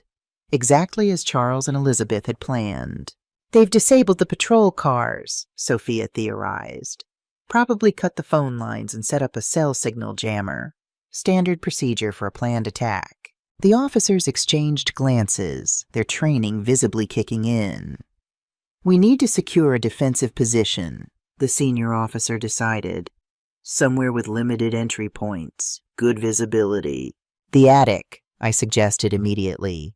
One entrance, small windows with good sight lines, sturdy door we can barricade. As we prepared to move upstairs, a sound stopped us cold. The crunch of tires on gravel. Headlights swept across the front windows. Police backup? The younger officer suggested hopefully. They wouldn't approach with headlights on a potentially hostile situation, Sophia countered, her experience showing. We moved carefully to the window. A dark SUV I didn't recognize had parked in the circular drive. Two figures emerged. One male, one female. Even in the dim light, I recognized them immediately. Charles and Elizabeth had come home. Get upstairs now, the senior officer ordered urgently. Go to the attic, barricade the door. We'll handle this. You're outnumbered, Sophia argued. You don't know how many others might be with them. That's an order, ma'am. We're trained for this. Reluctantly, Sophia and I retreated upstairs, listening to the officers positioning themselves to intercept the intruders. Part of me wanted to stay and face Charles and Elizabeth myself, to demand answers, to look into the eyes of the people who had destroyed my family. But self-preservation won out. The attic stairs creaked as we ascended, Sophia leading the way with her small pistol drawn. The space was cluttered with decades of family belongings, old furniture, trunks of winter clothes, holiday decorations. We quickly pushed a heavy dresser in front of the door, then positioned ourselves with clear views of both the entrance and the small windows overlooking the property. Below us we could hear movement, the careful tread of the officers, the soft sound of a door opening, then voices too muffled to make out words. They're inside, Sophia whispered. Seconds later, the sharp crack of gunfire shattered the night. One shot, two, three, then silence, more terrible than the noise. I pressed a hand to my mouth, stifling a cry. The officers. What had happened to them? Footsteps on the stairs now. Heavy, unhurried. Not the cautious movement of law enforcement, but the confident stride of someone who believed they had won. Kathleen? Charles's voice, unnervingly calm. I know you were up there. You and your detective friend. Why don't you come down so we can talk? Neither of us responded. Sophia motioned for me to move deeper into the shadows behind a stack of old trunks. The police officers won't be helping you. Elizabeth's voice now, honey sweet with an edge of steel. It's just us now. Family. The word family in her mouth made me physically ill. If you make us come up there, things will get unpleasant, Charles continued. But if you cooperate, this can end quickly, painlessly.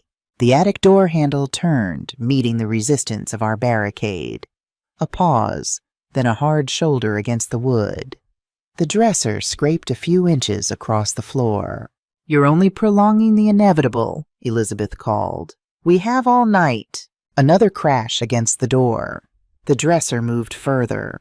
One more good hit and they'd be through. Sophia positioned herself with a clear shot at the door, gesturing for me to stay hidden. But I couldn't let her face them alone. This was my fight, too. I searched frantically for something, anything, I could use as a weapon. My hand closed around a heavy brass candlestick tucked in one of the trunks. An old family heirloom. Not much, but better than nothing. The door crashed open at last, the dresser toppling sideways. Charles stood in the doorway, a gun in his hand, face flushed with exertion and something else. A wild, desperate rage. Elizabeth appeared behind him, her perfect exterior finally cracked, her designer clothes rumpled, her hair disheveled. There you are, Charles said, a mirthless smile spreading across his face as he spotted us. "The meddling old women who ruined everything." "You ruined everything yourselves when you murdered my husband," I replied, my voice steadier than I felt. Elizabeth laughed, a brittle, unhinged sound. "Dennis was a means to an end, a stepping stone, just like Ryan." "Put the gun down, Charles," Sophia commanded, her own weapon trained on him. "You're not walking away from this." "Neither are you," he replied, raising his pistol. What happened next unfolded in seconds that felt like hours. Charles fired. Sophia fired. Elizabeth lunged forward with something glinting in her hand, a syringe. I swung the candlestick with all my strength. Charles staggered backward, blood blooming on his shoulder where Sophia's bullet had struck. Elizabeth screamed as the heavy brass connected with her arm, the syringe clattering to the floor. "You bitch!" she spat, lunging for me again. I backed away, but my foot caught on an old rug. I fell, striking my head against a trunk. Pain exploded behind my eyes. Through a haze, I saw Sophia grappling with Charles for his weapon. Elizabeth was scrabbling for the fallen syringe, her face contorted with hatred. She found it, turned toward me, advancing with murderous intent. "This ends now," she hissed, raising the needle. A deafening blast filled the attic. Elizabeth jerked, a look of surprise crossing her perfect features. She looked down at the spreading red stain on her silk blouse, then back up at the doorway where a new figure stood. Ryan, my son, holding a police officer's service weapon, his face a mask of grief and determination. "Ryan?" Elizabeth's voice was small, confused. "What are you—" She collapsed, the syringe rolling from her limp fingers. Charles roared with rage, breaking free from Sophia and charging toward his nephew. Another shot rang out. Charles stumbled, fell to his knees, then pitched forward onto the dusty attic floor. Silence descended, broken only by our ragged breathing and the distant wail of sirens. Help was finally coming. Ryan lowered the gun slowly, his face ashen. "Mom, are you hurt?" I struggled to my feet, dizzy from the blow to my head. "I'm okay. How did you know?" "I didn't feel right leaving you here, even with the police protection. I was on my way when I lost cell signal. Saw the officers down outside and heard the gunshots." His voice trailed off as he looked at Elizabeth's motionless form. "Is she?" I moved to check, pressing fingers to her neck. "She's alive, unconscious, but alive." Charles, too, was breathing, barely. The attic floor was slick with blood. Ryan holstered the gun and pulled out a handkerchief, pressing it against Elizabeth's wound with mechanical precision. His face betrayed no emotion as he worked to save the woman who had destroyed our family. "The officers downstairs?" Sophia asked, keeping her weapon trained on Charles. "Alive," Ryan confirmed. "Drugged, I think. I checked their pulses before I came up." The sirens grew louder, then stopped. Shouts outside, boots on the stairs. Within minutes, the attic was swarming with state police and paramedics. Elizabeth and Charles were stabilized and carried out on stretchers. An officer took the gun from Ryan, gently explaining he would need to give a statement. Someone was wrapping the blanket around my shoulders, asking about my head injury. Someone else was helping Sophia down the stairs, her age finally showing after the confrontation. It all seemed to happen at a distance, as if I were watching a film rather than living it. "Mom?" Ryan's voice penetrated the fog. He was kneeling beside me, his eyes full of concern. "The paramedic needs to check you out." I nodded, allowing myself to be guided downstairs and into an ambulance. The farm was lit up like daylight now, police lights flashing, officers cordoning off the property. As the paramedics examined me for signs of concussion, I watched Ryan speaking with Detective Bennett, gesturing toward the house, explaining what had happened. My son, my brave, devastated son who had just shot his wife to save his mother. The physical wounds would heal, the bump on my head, the bruises from my fall. But the emotional trauma? That would take longer, for all of us. Hours later, after examinations at the hospital and extensive statements to the police, Ryan and I sat in a quiet waiting room, waiting for news about Elizabeth and Charles. "Jason?" I asked, realizing I hadn't heard about my grandson in the chaos. "Still with the protective detail and the psychologist," Ryan replied, his voice hollow. "They'll bring him to see us tomorrow once we're all settled." The words seemed inadequate for the upheaval we'd experienced. "I killed her, Mom," Ryan whispered, staring at his hands. "I killed my wife." "No, sweetheart. The doctors are doing everything they can, and you did what you had to do to save me." He looked up, his eyes haunted. "How do I tell Jason his mother tried to murder his grandmother? That she killed his grandfather? That I shot her?" There were no easy answers. No comforting platitudes that could soften such brutal truths. "With honesty," I said finally. "With love. And over time, not all at once." I took his hand. "You won't have to do it alone. I'll be there every step of the way." A doctor approached, her face solemn. "Mr. Murphy, your wife is out of surgery. The bullet missed her vital organs. She'll recover physically." A complex mixture of emotions crossed Ryan's face. Relief, disappointment, confusion. "And Charles Murphy? Still in critical condition. The next 24 hours will be decisive." After the doctor left, Ryan slumped in his chair. "She'll live to stand trial," he said, his tone unreadable. "Is it wrong that part of me wishes she hadn't survived? That I wouldn't have to face her, or watch Jason face her, in a courtroom?" "No," I admitted. "I've had the same thoughts. But this way there will be justice, closure, answers to the questions we still have." "I'm not sure I want answers anymore," Ryan said quietly. "I'm not sure I can bear to know how long she was planning this, how much of our life together was a lie." We sat in silence for a long time, each lost in our own thoughts. Eventually, exhaustion claimed us both, and we dozed fitfully in the uncomfortable hospital chairs. Morning brought a flurry of activity, more police statements, conversations with the district attorney, arrangements for temporary housing since the farm was still an active crime scene. Through it all, Ryan remained my rock, his innate strength shining through despite his own trauma. In the afternoon, Jason was brought to us. My heart broke at the sight of him, pale, confused, his young face pinched with worry.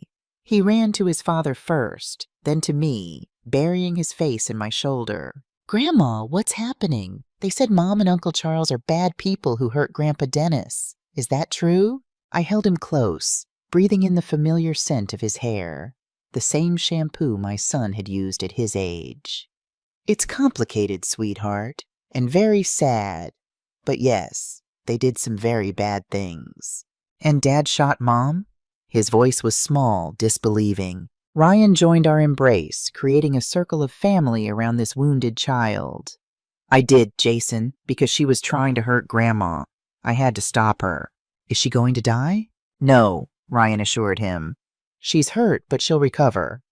Then she'll have to face consequences for the things she's done." "Will I ever see her again?" Ryan and I exchanged glances over Jason's head. "How do you answer such a question?" "That's something we'll have to figure out together," Ryan said carefully. "But no matter what happens with your mom, you will always be loved and safe with Dad and Grandma." The psychologist had advised us to be honest but age-appropriate, to answer questions as they came rather than overwhelming Jason with too much information at once. So we followed his lead, addressing each concern as it arose, offering comfort and reassurance without false promises. That night, the three of us stayed in a hotel suite arranged by the police department. Jason fell asleep between us on the sofa as we watched an animated movie, a small attempt at normalcy in a world turned upside down. "What happens now?" Ryan asked softly after we'd tucked Jason into bed. "We rebuild," I said simply. "Day by day, moment by moment. The farm will be there when this is all over. Our home, our legacy." I squeezed his hand. "The place where generations of our family have weathered storms. This one's bigger than most, but we'll get through it. The days that followed brought a whirlwind of legal proceedings, media attention, and painful revelations. Elizabeth regained consciousness and immediately demanded a lawyer. Charles, who survived his injuries, refused to speak to anyone. The toxicology results from Dennis's exhumation confirmed what we already knew: thallium poisoning over an extended period, disguised as heart disease. Similar tests on samples from my tea and food showed the beginning of the same treatment. Evidence from the cabin, Elizabeth's office, and their financial records painted a clear picture of conspiracy, premeditated murder, and attempted murder. Both were charged with first-degree murder, attempted murder, conspiracy, and numerous lesser charges. Bail was denied. The district attorney was confident of convictions. The media descended on our quiet Vermont community like locusts, hungry for details of the sensational case. "Black Widow Bride and Brother-in-Law's Deadly Plot," screamed one headline. "Farmer's wife and brother conspire in poisoning death," proclaimed another. Our privacy was shattered, our family tragedy laid bare for public consumption. Reporters camped outside the hotel, the courthouse, even Ryan's workplace. Jason couldn't return to school without facing whispers and stares. Through it all, we clung to each other and to the support network that materialized around us. Sophia remained a steadfast presence. Detective Bennett went beyond professional duty to shield us from the worst of the media intrusion. My neighbors from the farm community rallied, bringing food, offering help, standing guard to keep trespassers and curiosity seekers away from our property. 2 weeks after the confrontation, we were finally allowed to return to the farm. The crime scene had been processed, the evidence collected, the attic cleaned of blood and fingerprint powder. We stood in the driveway for a long moment, the three of us, looking up at the weathered clapboard house that had witnessed so much joy and sorrow. "It looks different," Jason observed, his small hand clutching mine. "It feels different," Ryan agreed. But it was still home. Still the place where Dennis and I had built our life, where Ryan had grown up, where Jason had spent countless happy weekends before the truth shattered our world. "We'll make new memories here," I promised them both. Better ones. That first night back was difficult. Every creak made us jump. Every shadow seemed threatening. We all slept in the living room, reluctant to separate even for a few hours. But morning brought a new perspective. The autumn sun streamed through the windows, illuminating the beautiful bones of the old farmhouse. Outside, the fields needed attention, the animals required care, the rhythms of rural life continued regardless of human drama. "I thought I'd start on the north pasture fence today," Ryan said over breakfast. "The one Uncle Charles pretended needed fixing." "I'll help," Jason volunteered, eager to be useful, to be part of something constructive after so much destruction. "And I'll make a proper dinner," I decided. A welcome home meal. We settled into a new routine over the following days. Ryan took leave from his architectural firm to help manage the farm and spend time with Jason. I focused on creating stability, regular meals, comfortable spaces, open conversations about feelings and fears. Jason had nightmares sometimes, calling out in the darkness for a mother who was no longer the person he thought she was. Ryan still struggled with guilt and betrayal, alternating between anger and crushing sadness. I had moments of paralyzing doubt. Could I have seen the signs earlier? Could I have prevented Dennis's murder? But we talked. We supported each other. We allowed ourselves to grieve the family we thought we had while building the family we actually were. A month after our return to the farm, the first snow fell, early for Vermont, but not unheard of. We stood on the porch, wrapped in sweaters and scarves, watching the white flakes transform the landscape. Dad used to say the first snow was like nature wiping the slate clean, Ryan remarked, his arm around Jason's shoulders. "A fresh start. I think we could use one of those," I said softly. Jason looked up at me, his young face serious. Are we going to be okay, Grandma? Really okay? I considered the question carefully. There would be more difficult days ahead. The trials, the inevitable media frenzy, the long process of healing psychological wounds. But looking at the three of us, standing together despite everything, I felt a certainty I hadn't expected. Yes, I told him, drawing both him and Ryan into an embrace. We're going to be okay. Different, but okay. Later that evening, as Ryan helped Jason with homework and I prepared dinner, the phone rang. Detective Bennett, with news that Charles had accepted a plea deal.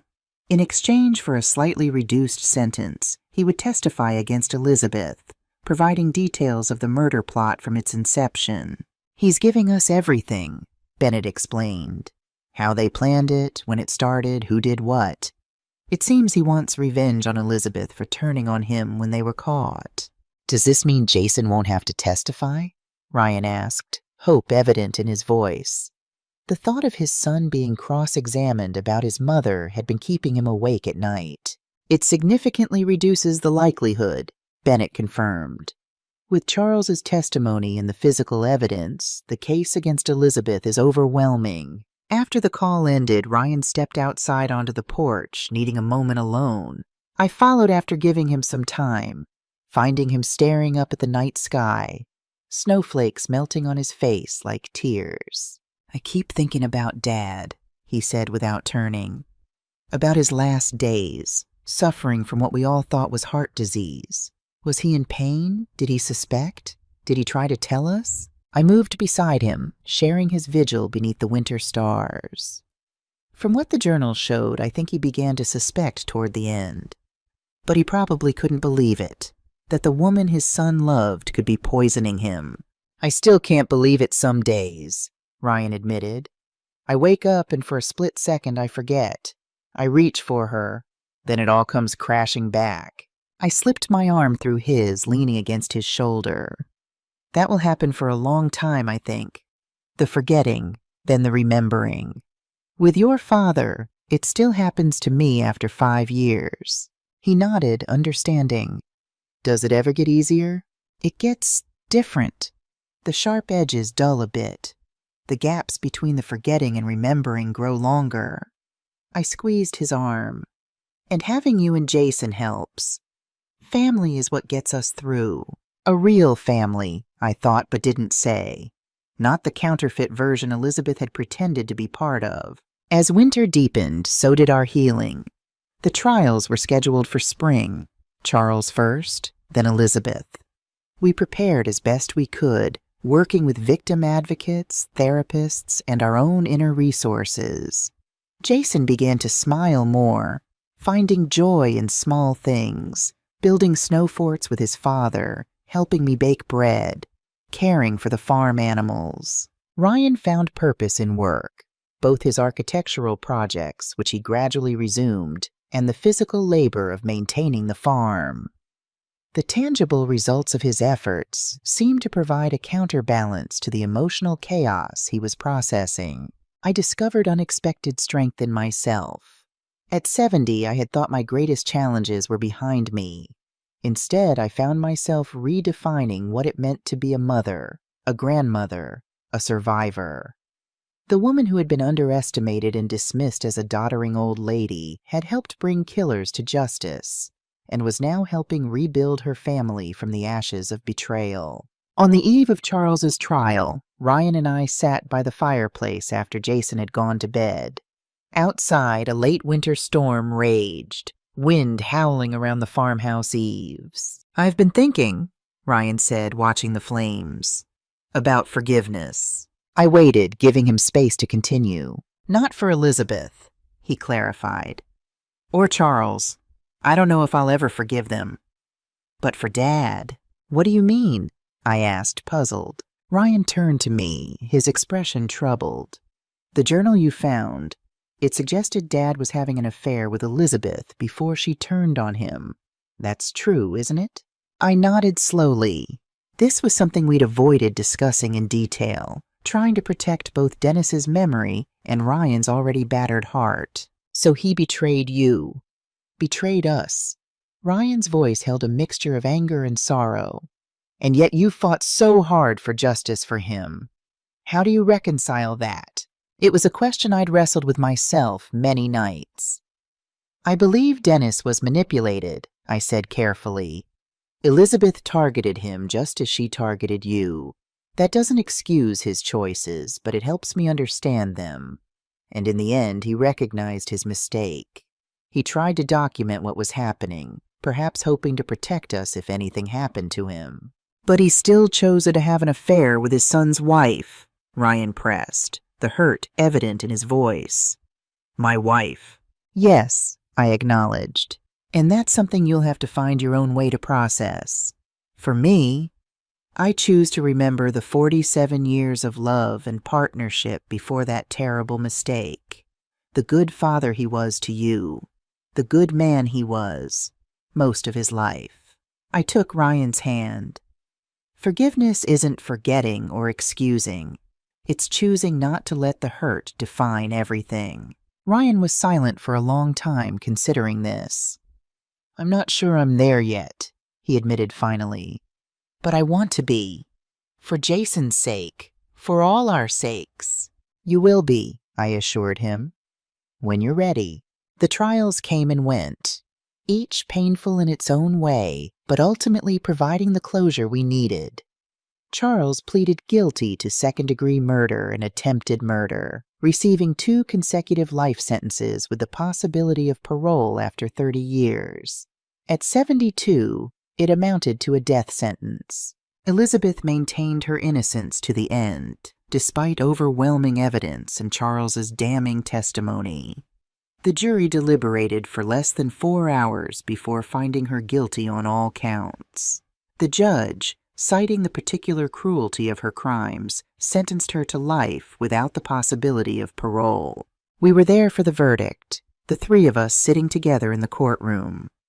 As Elizabeth was led away in handcuffs, she looked back once, her gaze finding Jason.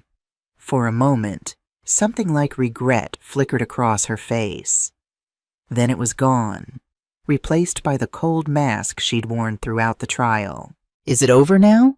Jason asked as we left the courthouse for the last time, dodging reporters and their shouted questions. The legal part is, Ryan told him. The rest, that's up to us. Summer came to the farm, bringing with it a sense of renewal. The vegetable garden I'd planted with Jason flourished under his careful tending. Ryan had started a renovation project on the barn, replacing worn boards, strengthening the structure that had stood for over a century. I had returned to my quilting, creating a special piece for Jason's 11th birthday, a patchwork of family memories, old and new. Life would never be what it was before. We all carried scars from the betrayal and violence that had torn through our family. But we were surviving. More than that, we were finding ways to thrive again. One evening, as the 3 of us sat on the porch watching fireflies rise from the fields, Ryan asked the question that had been hovering unspoken between us for months. Will you be okay if we stay here permanently, Mom? Jason and I. Not just for the summer, but for good? My heart swelled. This is your home, I said simply. It always has been. Jason looked up from the jar of fireflies he'd been collecting. Really, Dad? We're going to live at the farm with Grandma? Ryan nodded, a genuine smile lighting his face, something that had been rare in recent months. If that's what you want too, buddy. Yes! Jason punched the air enthusiastically. Can I have Dad's old room? The one with the window seat? It's yours, I agreed, blinking back tears of joy. That night, after Jason had gone to bed, Ryan and I lingered on the porch, watching the stars emerge in the summer sky. Thank you, he said softly, for everything, for fighting for the truth, for being there for Jason, for not giving up on me when I was at my lowest. That's what family does, I replied, squeezing his hand. The real kind, not the counterfeit version we were dealing with. He nodded, understanding. I used to think family was defined by blood or marriage. But it's more than that, isn't it? It's about love, trust, standing together through the worst storms. Exactly. I looked out over the darkened fields, the farm that had been in our family for generations. And this place, it's seen its share of storms, but it's still standing, like us.